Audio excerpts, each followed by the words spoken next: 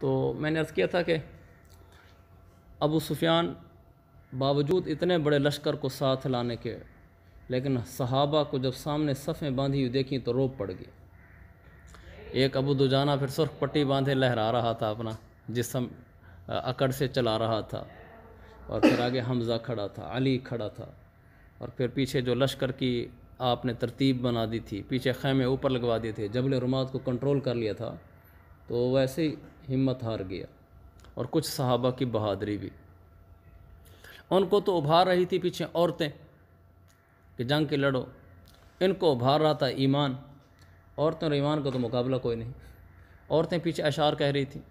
دف بجا رہی تھیں، گانے گا رہی تھیں، وہ کہہ رہی تھیں نحن بنات طارق نمشی علی النمارق، لیکن ایک روایت میں نفرش النمارق، مجھے یہ اچھا لگتا ہے، نفرش النمارق،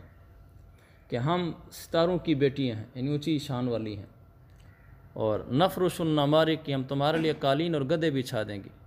ان تقبلوا نعانق، آگے بڑھو گے گلے لگیں گی، عورت کو گلے لگانے کی طرح مرد کا تربیت میں اعلان ہوتا ہے، وَإِن تُدْبِرُوا نُفَارِقِ، پیچھے ہٹو گے ہم تمہیں چھوڑ دیں گی، فراقًا غیر وامق، ہاتھ بھی نہیں لگائیں گے۔ تو پیچھے یہ قوت ان کو ابھار رہی تھی لڑنے کے لیے، اور ادھر تو پھر صحابہ تھے کہ مجھے احد کے پرے جنت کی خوشبو آ رہی ہے، بھلا ان کا مقابلہ ہو سکتا تھا؟ تو اس لیے وہ 700 سے ڈرے ہوئے تھے۔ تو پہلی دفعہ اس نے بھیجا کہ انصار سے کہا کہ تم ہٹ جاؤ، ہم صرف مہاجروں سے لڑیں گے، ہمارا تمہارا کوئی نہیں، تاکہ تعداد کم ہو جائے گی تو ذرا لڑنا آسان ہوگا۔ 100 ہے تیرے اوپر، تو 3000 کا لایا ہے، تو ان 700 سے ڈرتا ہے۔ پھر دوبارہ دوسرا طریقہ، ابو عامر تھا، مدینہ کا رہنے والا تھا، یہ وہاں جا کر مکہ کے ساتھ شریک ہو گئے تھے، اہل مکہ کے ساتھ۔ اب وہ آیا، اس نے قبیلہ اوس والوں، اوسی تھا یہ، اس نے قبیلہ اوس والوں سے کہا تم میرے ساتھی ہو، تم میرا ساتھ دو اور تم چھوڑ دو محمد کو، کیونکہ عربوں میں قبائل پرستی بہت زیادہ تھی، اپنے قبیلے کے پیچھے تو سب کچھ لگا دیتے تھے۔ میں نے آپ کو شاید بتایا تھا حضرت حمزہ کا اسلام کیسے لائے تھے، حضرت حمزہ اسلام نہیں لایا تھا۔ حضرت حمزہ کا اسلام لانا محض قبیلہ پرستی میں تھا۔ حضور صلی اللہ علیہ وسلم یہ جو کوہ صفا ہے، اب جہاں صفا پہاڑی ہے، یہاں سے آپ جا رہے ہیں اور ابو جہل آ رہا ہے، اور اسی صفا پہاڑی کے قریب اوپر گھر بنا ہوا تھا، اس میں ایک باندی بیٹھی ہوئی تھی۔ ابو جہل جب قریب سے گزرا تو اس نے حضور صلی اللہ علیہ وسلم کو نعوذ باللہ گالی دی، اور حضور چپ ہو گئے، آپ نے کوئی جواب نہیں دی۔ پھر اس نے پتھر مارا تو یہاں پتھر لگا آپ صلی اللہ علیہ وسلم چہرہ مبارک پر، پیشانی پہ لگا تو اس کا خون بہہ گیا، زخم آ گیا۔ آپ نے ایک لفظ نہیں کہا، چپ کر کے چلے گئے۔ تو وہ باندی دیکھ رہی تھی تو اس کو یہ اچھا بھی نہیں لگا کہ ایک بے ضرر آدمی کو چلتے چلتے نہ گالی دے دینا، پتھر مار دینا۔ تو حضرت حمزہ شکار کرنے گئے ہوئے تھے، یہ واپس آئے تو انہوں نے وہ اپنی تلوار اٹھائی ہوئی تھی، شکار کر کے آ رہے تھے، تو اس باندی نے سارا بتایا کہ ایسے ایسے تیرے چچا کو آج ابو جہل نے یوں گالی بھی دی اور پتھر بھی مارا ہے، تو ان کو تیرے بھتیجے کو تو ان کو غصہ آ گیا۔ وہی قبائلی حمایت، حمیت عصبی، اسلامی نہیں، مسلمان تو تھے ہی نہیں یہ حضرت حمزہ، یہ سیدھے حرم ہے، کیونکہ قریش مکہ کے سرداران کی مجلسیں حرم میں لگا کرتی تھیں، بیت اللہ کے گرد، وہ سیدھے حرم ہے۔ تو ابو جہل بیٹھا تھا، تو یہ بنو مخزوم قبیلے کا تھا، تو یہ بیٹھا ہوا تھا، تو اس نے آ کر ابو جہل کو کہا کہ تو نے میرے بھتیجے کو گالی دی اور تو نے اسے پتھر مارا ہے۔ بس نکالی اس نے کمان، وہ جو کمان ہوتی ہے، رکھ کے سر پہ مارے ابو جہل کے، سردار تھا حالانکہ، وہ ابو جہل کو سر پہ لگی اور خون بہہ گیا، اتنی زور سے ماری اس کو۔ ان دونوں کے قبیلے والے بھڑک اٹھے اسی وقت، یہ بنو ہاشم میں سے تھے، حضرت حمزہ، بنو ہاشم کھڑے ہو گئے، ادھر سے بنو مخزوم کھڑے ہو گئے، تلواریں نکلنا شروع ہو گئیں۔ تو ابو جہل نے یہ کہہ کر نیچے بٹھا دیا کہ کوئی نہیں، میں نے اس کے بھتیجے کو واقعی بڑی بری گالی دی تھی، اس نے اگر مجھے مارا ہے تو ٹھیک کیا، لڑو نہیں۔ تو حضرت حمزہ نے اس اور چڑھانے کے لیے کہا، لے کیا کر لے گا، میں بھی مسلمان ہوں۔ حالانکہ کلمہ دل سے نہیں پڑھا تھا، مسلمانوں کو ظاہر کرتا رہا حمزہ، مسلمان نہیں ہوئے تھے لیکن یہی کہتے تھے میں مسلمان ہوں، اور مسلمانوں کا ساتھ رہتے تھے، مسلمانوں کا ساتھ دیتے تھے، کہ لے میں مسلمان ہوں، کیا کرے گا۔ غصے میں اتنے آگے بڑھ گئے کہ اپنے مذہب کو چھوڑ دیا۔ کافی عرصے بعد پھر ان کے دل میں اسلام گھر کر گیا، پھر انہیں اسلام قبول کیا۔ پہلا ان کا اسلام ایسے عصبیت میں تھا، صاف لکھا ہے۔ اور اگر حمزہ کے اعلان اسلام کے 3 دن بعد حضرت عمر آگے میدان میں، کلمہ پڑھ لیا، حرم میں ہے، کہ کسی کا ہے ارادہ بیوی کو رانڈ کرانے کا، بچوں کو یتیم کرانے کا ہے تو آئے، تو دھاک بیٹھ گئی قریش کے سرداروں پر۔ تو میں کہہ رہا تھا ان میں نا عصبیت بہت تھی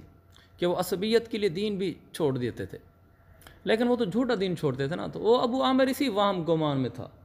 کہ میں اوس کا ہوں اور یہ بھی اوسی ہیں، میں جا کر اپنی طرف پکاروں گا، یہ محمد کو چھوڑ دیں گے، ہماری طرف آ جائیں گے۔ اس کو کیا پتہ تھا کہ یہاں دلوں میں کون بستا ہے۔ جب اس نے آ کر دعوت دی ابو عامر نے، کہا اوسی ہو تم میرے بھائی ہو، میں تمہارا بھائی ہوں، او ہم اکٹھے ہو جائیں۔ انہوں نے کہا چل چخے ہو ہم اللہ کے نبی کو چھوڑ دیں گے، دفع ہو یہاں سے۔ تو اس کی دونوں چالیں بزدلی والی ابو سفیان کی ناکام ہو گئیں۔ پھر وہ جنگ لڑے، پھر جب جنگ لڑے ہیں تو آمنا سامنا ہوا۔ تو سب سے پہلے جو ان کی طرف سے آیا ہے مشرکین مکہ کی طرف سے، طلحہ نامی مشہور تھا، طلحہ عبدری، وہ اونٹ پر آیا اور اس کی بہادری مشہور تھی، کسی میں دم نہیں تھا کہ وہ ان سے لڑے۔ تو جب وہ سامنے آیا تو اونٹ پر آ کر اس نے للکارا، اور مسلمانوں کی طرف سے غالباً یہ نکلے حضرت زبیر، اور انہوں نے ہاں بالکل حضرت زبیر ہی نکلے اچھے طریقے سے۔ زبیر بن عوام میں ایک خوبی تھی، یہ نا جست لگاتے تھے، بجلی کی طرح جھپٹتے تھے، عقاب کی طرح لپکتے تھے۔ تو انہوں نے جب اونٹ پر بیٹھا تھا تو باقی تو ان میں سے کوئی بڑا نہیں، ویسے صحابہ بھی تھوڑے ہچکچائے اس کے مقابلے میں آنے سے، اس لیے کوئی بھلا تھا، وہ بہادری میں بہت مشہور تھا۔ تو حضرت زبیر اس کے قریب گئے، ایسے جست چھلانگ لگے اس کو اونٹ پہ چڑھ گئے، اوپر جا کر اس کو ایسے جپھی ڈالی، پیچھے سے اٹھا کے نیچے گرا، اونٹ سے نیچے آ کے تلوار سے 2 ٹکڑے کر دی۔ یہ تو عجیب واقعہ ہو گیا، قریش مکہ کو اس کی توقع تک بھی نہیں تھی۔ بس شروع میں ہی پھر بھگدڑ مچ گئی، یعنی گمسان کی جنگ ہو گئی، حالانکہ شروع میں نہیں ہوا کرتی تھی، ان کی سمجھ میں نہیں آیا کہ یہ کیا ہوا۔ بس پھر گھمسان کی جنگ ہو گئی، پھر تو لمبا واقعہ ہے، پھر جنگ ہوتی رہی، صحابہ لڑتے رہے۔ جب تھوڑی ہی دیر میں فتح ہو گئی تو اس کے بعد پھر اسی میں وہ واقعے بھی پیش آئے۔ جب آپ آ رہے تھے راستے میں آپ نے بچوں کو الگ کر دیا تھا احد پہنچنے سے پہلے، تو ایک صاحب 9 عمر لڑکے تھے، خدیج، اور ایک تھے رافع۔ تو ان میں سے ایک نے کہا کہ میرا قد بڑا ہے، پاؤں کی انگلیوں پہ کھڑا ہو گیا، دوسرے نے کہا میں اس کو کشتی میں گرا سکتا ہوں۔ تو ان بچوں کو ساتھ شامل کر لیا گیا، باقی بچے سارے واپس بھیج دیے گئے۔ اور اس جنگ کے دوران جب مسلمانوں کو شروع میں مسلمانوں کو ایسی فتح ہوئی، اس کو تفصیل سے بھی لکھا ہے جس کو میں نے ابھی اختصار عرض کیا ہے، کہ ان کا جو شروع میں صفیں بچھی ہیں نا مشرکین مکہ کی، وہ عجب ہیں، یعنی ایک آ کے گراتا ہے، پھر دوسرا آ کے گراتا ہے مسلمانوں کا۔ اگرچہ شروع میں جنگ شروع ہو گئی تھی لیکن ان کے لاشیں گر رہی تھیں، ان کے بڑے بڑے مر رہے تھے۔ تو انہوں نے کہا کہ یہ کوئی مخلوق عجب سی ہے، تو وہ میدان چھوڑ کے بھاگ گئے، ان کے پاؤں ہی نہیں اکھڑے، حالانکہ پیچھے سے وہ دف بجا رہی تھیں، وہ یہ گانے گا رہی تھیں، اشعار دے رہی تھیں، انہوں کو سمجھ کا کہ نہیں، یہ ہند خود بھاگ رہی تھی، پازیب اونٹ نظر آ رہے تھے، پنڈلی سے کپڑا اٹھایا ہوا تھا، واپس جا رہی تھی۔ اس پورے میدان میں خالد بن ولید نے بڑی کوشش کی کہ کسی طریقے سے میں چڑھ دوڑوں مسلمانوں پر، مسلمان نہیں ہوتے، لیکن جب ان کو شکست ہوئی اور یہ سارے بھاگے ہیں واپس، تو اس پر پھر یہ واقعہ پیش آیا ہے عبداللہ بن جبیر اور جبل رمات والا۔ ان میں سے بعض صحابہ نے کہا کہ نیچے اترتے ہیں، اب جنگ فتح ہو گئی ہے، بس اتنا ہی مقصود تھا۔ عبداللہ بن جبیر روکتے رہے کہ اللہ کے نبی نے کہا تھا جو ہو جائے تم نے نیچے نہیں اترنا، بس وہی اجتہادی اختلاف۔ عبداللہ بن جبیر کہتے تھے امر ابھی تک باقی ہے، باقی کہتے تھے کہ نہیں ابھی باقی نہیں ہے، بس وہ پہلے تک، تب تو صاف فتح ہو گیا، آخر اترنا تو ہے نیچے، صاف فتح ہو گئی، تو اس لیے نیچے اترے۔ لیکن خالد بن ولید گو کافر تھے، ذہانت و مسلمان کافر سب کے ساتھ ہوتی ہے، تو یہ واپس جاتے ہوئے نا بار بار جبل رمات کو دیکھیں۔ اس کا وقت اس کا نام جبل رمات نہیں تھا، بعد میں ان کا نام پڑا جبل رمات، تو بار بار اس پہاڑی کو دیکھتے تھے، بار بار ادھر سے کوئی موقع ملے۔ جب وہ دور نکل گئے نا، اس نے دیکھا کہ بندے تھوڑے ہو گئے پہاڑی پر، بس واپس جاتے اس نے اپنے ساتھ 100 آدمی لیے، اور 100 آدمی لے کر جب یہاں پہنچے پہاڑی کے پاس تو یہاں 10 کھڑے تھے، تو ان 10 نے ان کو روکا۔ وہ نقشہ یوں تھا جیسے میں نے آپ کو بتایا تھا کہ یہ مسلمان ہیں اور پیچھے پہاڑ ہے، دائیں طرف بھی پہاڑ ہے، سامنے کھلا میدان ہے، لیفٹ سائڈ پہ وہ جبل رمات پہاڑی ہے، پہاڑی کے پیچھے سے گزر کے یہ خالی جگہ تھی، یعنی وہ ڈائریکٹ سامنے تو نہیں آ سکتے تھے، سامنے تو جنگ ہو رہی ہے، پہاڑی کے پیچھے سے آ سکتے تھے۔ پہاڑی کے پیچھے سے آنے کے لیے ضروری ہے کہ پہلے 50 کو کراس کر کے لاؤ، کہ اوپر تیر لے کر کھڑے ہوئے ہیں، جو گزرے گا بھون دیں گے، وہ نیچے ہیں یہ اوپر ہیں، تو ان کا غلبہ ہے۔ لیکن یہ 10 تھے، وہ 100 آدمی کو لے کر پلٹا، جب 100 کو لے کر پلٹا تو 10 نے مقابلہ کیا، لیکن 10 ایک ایک کر کے شہید ہو گیا، اس لیے کہ 100 کے مقابلے میں تو نہیں ٹھہر سکتے تھے۔ جب یہ 10 شہید ہو گئے، نیچے صحابہ مشغول تھے مال غنیمت سمیٹنے میں، اس خیال میں کہ اب تو فتح ہو گئی، چلے گئے، بھاگ گئے ہیں، پنڈلیاں نظر آ رہی تھیں، پازیبیں نظر آ رہی تھیں، پنڈلیوں سے کپڑے اٹھائے ہوتے، ایسے بھاگنا، یعنی ذلت والا بھاگنا۔ ان کو پتہ بھی نہیں چلا کہ خالد بن ولید نے پیچھے سے ایسے نا، آگے لشکر کی بھگ دوڑے، پیچھے سے ایسے کہ حملہ کر دیا، ان 10 کو شہید کر دیا اور یہاں سے نکلے۔ جب یہاں سے آئے تو مسلمان اندر مال غنیمت میں تھے، ان کو تو خیال بھی نہیں تھا کہ دوبارہ حملہ ہو سکتا ہے، اس لیے کہ تو بھاگتے نظر آ رہے تھے، 3000 میں سے 100 کو اس نے بلایا تھا۔ بس جب آ کر اس نے ایک دم تابڑ توڑ حملے کیے خالد بن ولید کے لشکر نے، تو مسلمان ہوش و حواس کھو بیٹھے، ان کی سمجھ میں کچھ نہیں آیا کہ یہ کیا ہوا ہے، کدھر جائیں، بے حواسی میں یہ دوڑے، اور چونکہ ان کا لشکر چڑھ آیا تھا اوپر، اور اوپر کھڑ کے ان کو مار رہے تھے، یہ نیچے بالکل سمجھ ہی کچھ نہیں آ رہی نا۔ ایک آدمی کو پتہ ہو جنگ ہو رہی پھر تو اور جذبات، ایک آدمی کو پتہ یہ ہو کہ امن ہے، جنگ کی حالت ہی نہیں ہے، یوں بھاگ گئے، اور پھر اوپر تیر برسنا شروع ہو جانا، آنکھ کو اٹھائے تو 100 آدمی کا لشکر کھڑا ہو، 100 گننے سے نظر نہیں آتے، ایک دم تو مجمع نظر آتا ہے، نہیں معلوم پیچھے کتنے ہیں، تو کچھ سمجھ نہیں آیا، تو صحابہ دوڑ گئے، بھاگ گئے، کوئی شک نہیں اس موقع پہ بھاگنا ہوا ہے، لیکن بے حواسی میں ہوا ہے۔ اس موقع پر اللہ کے نبی جمے رہے، یہ ہے میرے نبی کی بہادری کمال ہے۔ آپ کے ساتھ صرف 9 آدمی تھے، 9 صحابہ تھے، آپ 9 کے باوجود کھڑے رہے۔ تو اس موقع پر وہ بدبختیاں ہوئی ہیں جو عبداللہ ابن قمعہ آیا تھا، اور ایک نے آ کر پہلے آپ صلی اللہ علیہ وسلم کے دانت مبارک کو شہید کیا، آپ پر حملہ کیا، نام مجھے اس کا یاد نہیں۔ پھر عبداللہ ابن قمعہ آیا، قمعہ کا معنی ہوتا ہے توڑ دینے والا، اس نے آ کر اللہ کے نبی صلی اللہ علیہ وسلم کے اوپر وار کیا، پہلے اس نے آپ کے کندھے پر وار کیا اور زوردار وار کیا، تو کہ آپ نے 2 زرہیں پہنی ہوئی تھیں، تو اس وار سے ایک زرہ کٹ گئی، صرف ایک زرہ آپ کے بدن پر بچ گئی تھی۔ تو پھر اس نے پیچھے ہٹ کر دوسرا وار کیا، آپ نے سر کے اوپر لوہے کی ٹوپی پہنی ہوئی تھی جس کو خود کہتے ہیں، تو اس نے پھر پیچھے آ کر کہا کہ یہ لے اور وار، میں ہوں قمعہ کا بیٹا، تو میں توڑ دینے والے کا بیٹا ہوں۔ دوسرا جو وار کیا تو یہاں لگی، یہ اس جگہ لگی، جو ٹوپی پہنی تھی یہاں آنکھیں نظر آ رہی تھیں، چہرہ بھی ڈھکا ہوتا تھا، تو یہاں جب لگی، اللہ اکبر، یہاں لگی تو اس کے نیچے کڑے ہوتے ہیں، وہ 2 کڑے آپ کی اس جگہ گھس گئے، اندر چلے گئے، تو آپ نے اس کو پھر بد دعا دی اس موقع پر، جب اس نے کہا کہ میں یہ لے اور ضرب، میں ہوں قمعہ کا بیٹا، آپ نے فرمایا قمعک اللہ، اللہ تجھے توڑے۔ اتنے میں صحابہ پہنچ گئے تھے، تو وہ پھر پیچھے ہٹ گئے، تو ابن قمعہ نے پھر دوسرے جمگھٹے میں مصعب بن عمیر کو قتل کر دیا، مجمع جمع ہو گیا، صحابہ بھی کچھ واپس آ گئے تھے، اس نے نعرہ لگا دیا کہ محمد قتل ہو گیا، کیونکہ مصعب بن عمیر کی شکل حضور سے ملتی تھی، اس سے صحابہ میں اور کمزوری پیدا ہو گئی، حوصلے ٹوٹ گئے کہ جن کے لیے جینا مرنا تھا وہی چلا گیا، تو ہمت ہی جواب دے گئی، لیکن کچھ دیر بعد پتہ چلا کہ نہیں، وہ مصعب بن عمیر تھے۔ خیر جب اللہ کے نبی نے آواز لگوائی اور ان کا صحابہ آئے تو پیچھے ہٹنا شروع ہوئے مشرکین مکہ، تو آپ کے پاس ابو طلحہ پہنچے ہیں، ابو دجانہ پہنچے ہیں، انہوں نے کمال بہادری کی۔ اب ابو طلحہ جب آئے تو انہوں نے اللہ کے نبی صلی اللہ علیہ وسلم کے سامنے کھڑے ہو گئے، تو اپنی پیٹھ حضور کی طرف کر دی، حضور پیچھے کھڑے تھے، تو ابو طلحہ بہت تیر انداز سے تیر رکھ کے نا زور سے کمان کھینچتے تھے، اتنی زور سے کھینچتے تھے کہ تقریباً کوئی 6-7 یا اس سے زیادہ عدد کی کمانیں ٹوٹ گئیں، یعنی زور سے رکھ کے کھینچتے تھے تو پورا پریس ہو جاتا نا، وہ تن جاتا ہے، پھر جو تیر چھوڑتے تھے تو انتنے باہر نکال دیتا تھا وہ۔ تو حضور علیہ السلام کے قریب سے جو بھی صحابی گزرتا تو آپ کہتے تھے کہ انصر لی ابی طلحہ، انصر لی ابی طلحہ، ابو طلحہ کے لیے اپنا ترکش سارا بکھیر دو، یعنی ابو طلحہ کے پاس تیر کم نہیں ہونے چاہیے، کیونکہ تیر انداز کمال کے تھے۔ اللہ کے نبی پیچھے کھڑے تھے تو ابو طلحہ آگے کھڑے تھے، آپ ان کے کندھے کے اوپر سر اوپر سے کر کے دیکھتے تھے کہ ابو طلحہ کا تیر کہاں لگا ہے، کوئی چوک تو نہیں گیا، تو تیر اچھا لگتا تو خوش ہوتے تھے، تو حضرت ابو طلحہ کہتے تھے یا رسول اللہ آپ سر نیچے کریں، آپ سر نیچے کریں، ایسا نہ ہو کہ ادھر سے کوئی تیر اور آپ کو لگے۔ اتنے میں ابو دجانہ آ گئے، ابو دجانہ ابو طلحہ کے آگے کھڑے ہو گئے۔ اب ابو دجانہ کی پیٹھ ہے مجمع کی طرف اور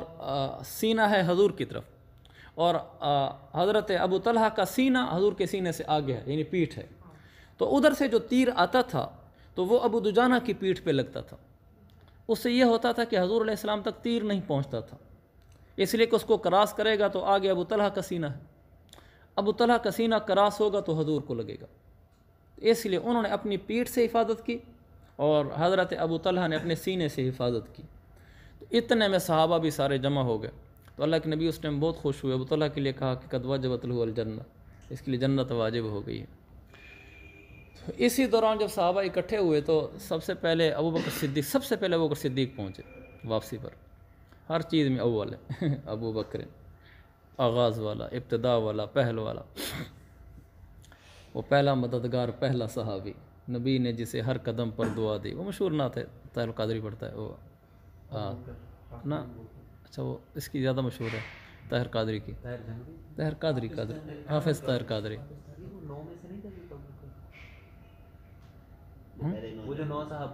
ہے نا، ابو بکر رضی اللہ عنہ۔ تو پھر مجمع چھٹ گیا اتنے میں، تو اللہ کے نبی کا خون بہہ رہا تھا، اور خاص طور پر یہ زیادہ تکلیف تھی، اسی موقع پر نے یہ فرمایا تھا لن یفلح قوم ولوا دموا نبیہم، وہ قوم کیسے کامیاب ہوگی، یا کیف یفلح قوم، جنہوں نے اپنے نبی کے چہرے کو خون آلود کر دیا، وہ کیسے کامیاب ہوگی۔ جب آپ نے جس کو دعا دی تھی نا کہ اللہ تیرے ٹکڑے کر دے، تو یہ توڑ ڈالے، اس کے بارے میں فتح الباری میں لکھا ہے کہ یہ جب واپس آیا جنگ کر کے تو اس کی بکریاں تھیں، بکریاں اس کی چرنے کے لیے گئی ہوئی تھی پہاڑوں پر، تو یہ ان کو بکریوں کو دیکھنے کے لیے گیا، تو پہاڑ کی چوٹی پر بکریاں کھڑی تھی، یہ وہیں پہنچ گیا، اللہ لے گیا اس کو،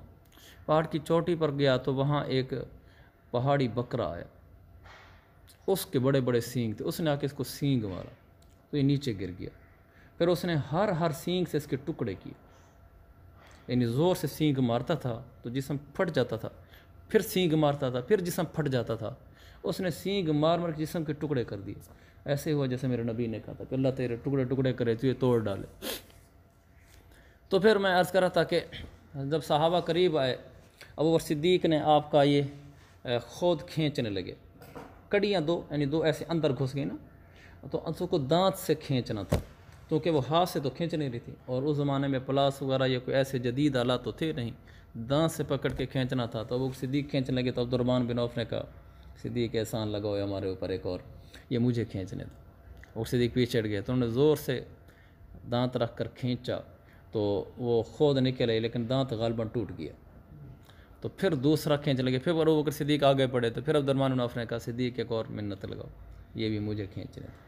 انہوں نے کہا نکال لو، انہوں نے پھر زور لگایا تو دوسری بھی کھینچ لی۔ پھر اس کے فوراً بعد ہی جب یہ صحابہ واپس پلٹے ہیں تو پھر وہ بھاگ گئے، پھر جب بھاگ گئے ہیں واپس، کیونکہ اب پھر وہ ڈر گئے تھے، یہ ہے حقائق کہ ان میں صحابہ کے مقابلے کی سکت نہیں تھی۔ جب شروع میں جنگ ہوئی ہے، حقیقی جنگ، یعنی دونوں میں ہوش و حواس ہیں، جنگ ہو رہی ہے، تو کیسے الٹے پاؤں بھاگے؟ تم 100 ہو، تمہارے پاس پیچھے اور لشکر ہے، اور یہ تو تمہارے سے تعداد میں بھی تھوڑا، تمہارے نرغے میں آ چکے ہیں،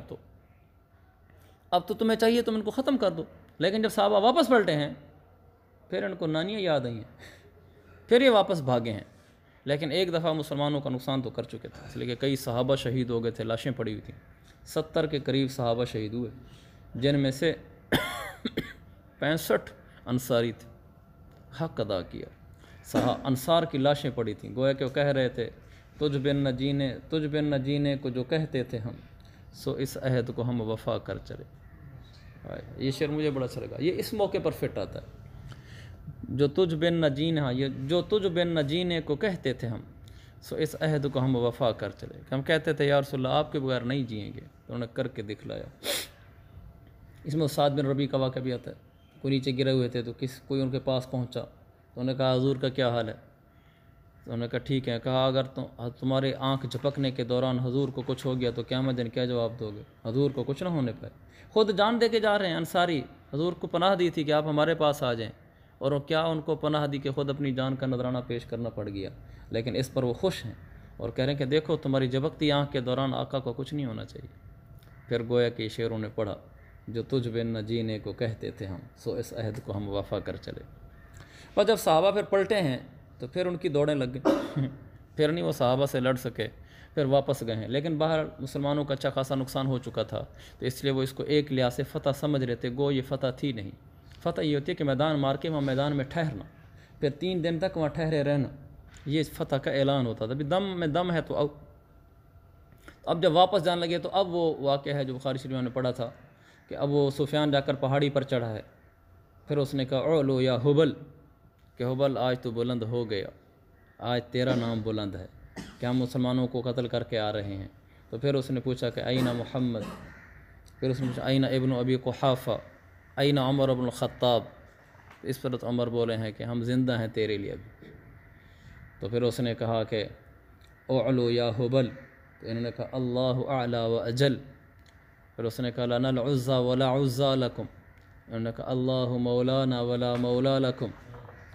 تو اس نے کہا الحرب سجال تجدون مسلۃ لم آمرها ولم تسؤنی۔ تو پھر وہ واپس چلے گئے، اور اللہ کے نبی علیہ السلام پھر وہاں سے واپس مدینہ کی طرف آئے، تو مدینہ میں بہت سوگوار فضا تھی۔ جب آپ نے دیکھا حضرت حمزہ کا تو ان کا مسئلہ ہوا پڑا تھا، وہ آپ کو بڑا دکھ ہوا، بہت دکھ ہوا۔ آپ واپس مدینہ آ کر یہ کہتے تھے یا کہا تھا کہ سب کو رونے والے ہیں، میرے حمزہ کو رونے والیاں نہیں، کیونکہ حضرت حمزہ کا خاندان مکہ میں رہ گیا تھا، تو آپ کو بہت دکھ ہوا تھا حمزہ کی وفات پر۔ تو حضرت حمزہ کی قبر آج بھی ہے، ماشاءاللہ جاتے ہیں، اس کی زیارت ہوتی ہے۔ وہ احاطہ بنا ہوا ہے جہاں قبریں ہیں احد کے اندر، پھر صحابہ کو وہیں دفن کیا گیا تھا۔ ابھی تو جدید زمانہ ہے نا،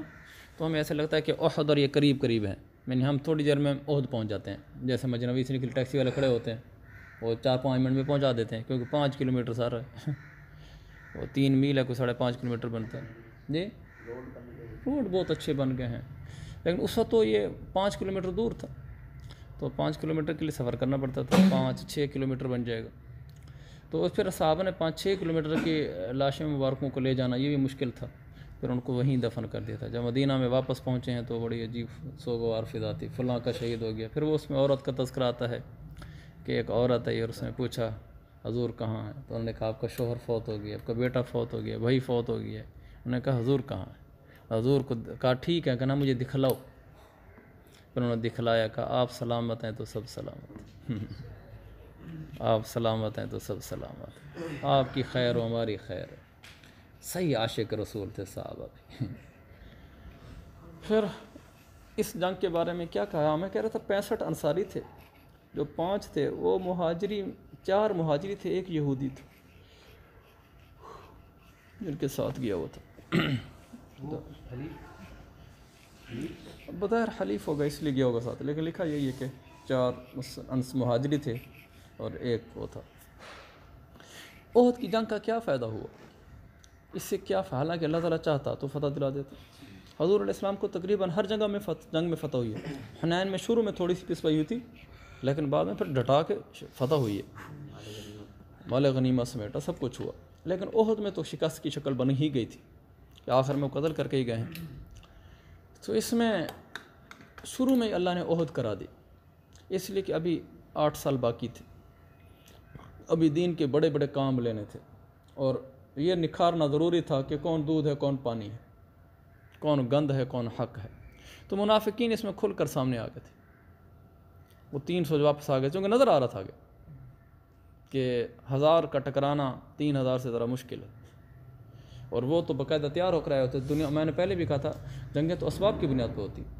اللہ کے نبی نے سارے اسباب کو سامنے رکھ کر فیصلے کیے ہیں، آپ نے کہیں بھی نہیں کہا بس چھوڑو پر اللہ کی مدد آئے گی، اسباب اختیار کیے، پھر اس کے بعد مدد بھی اللہ کی آئی ہے، آپ نے بشارتیں بھی دی ہیں۔ تو وہ منافقین ذرا سامنے آگے کھل کر، اور صحابہ کی حقیقت پان، یعنی ان کا منافق نہ ہونا اور منافقین کا صحابی نہ ہونا، یہ دونوں پہلو بالکل کھل کر سامنے آ گئے۔ ایک یہ فائدہ ہوا، دوسرے ایک اور بڑا فائدہ ہوا، آئندہ کے لیے منافقین کا اسلام میں داخلہ تھوڑا مدھم ہو گیا، اور یہ فائدہ تھا مسلمانوں کے لیے کہ وہ تو مسلمانوں کے ساتھ اس لیے پھر رہے تھے کہ بدر میں فتح ہوئی تھی اور ٹکا کے فتح ہوئی تھی، کہ اب ان کے ساتھ رہیں گے ان کو تو فتح ملتی ہے،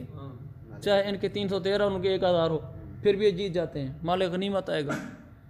مزے ہوں گے، تو اس لیے بھی صفوں میں داخل ہو رہے تھے۔ اس شکست نما صورت حال سے، شکست نہیں تھی، میں بتاتا ہوں اس کا کیا نتیجہ نکلے گا جنگ کا، کہ فتح تھی، یہ شکست تھی۔ اس شکست نما صورت حال سے کم از کم ان منافقین کا اس طرح کھلم کھلا دھڑلے سے داخلہ یہ بند ہو گیا۔ ان کو یہ بھی پتہ لگنا شروع ہو گیا وہ تو لاشیں بھی گر سکتی ہیں، بچے بھی یتیم ہو سکتے ہیں، تو لہٰذا خیال سے، اور اگر پیچھے ہٹیں گے تو منافقت کھل جائے گی۔ تو یہ اسلام کا ایک بڑا فائدہ ہوا کہ اس کے بعد پھر نتھرے لوگ اندر آنے لگے، کہ کیونکہ ان سے اسلام کے بڑے کام لینے تھے،